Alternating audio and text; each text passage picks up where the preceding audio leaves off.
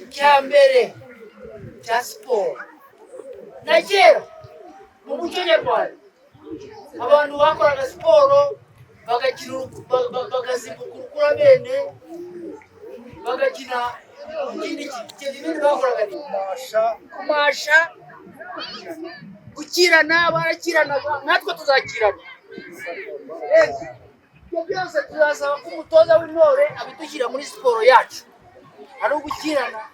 hari ugusimbuka urukiramende ibindi ni iki gukina akagozi ibyo byose tuzabikora ariko impamvu ya siporo ikomeye ni ukugira umurage yo kubona yuko dushyira icyo dukora cyose tukagikorera hamwe murabyumva ni ugufatanya n'ishyaka ishyaka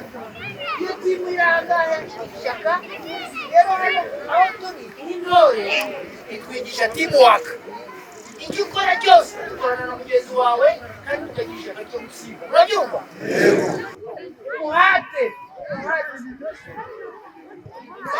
nagusige ngo muhate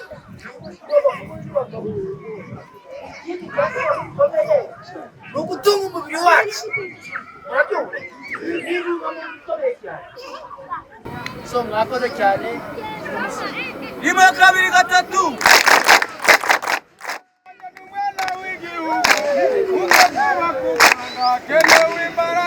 inshingano zanjye n'umwana w'igihugu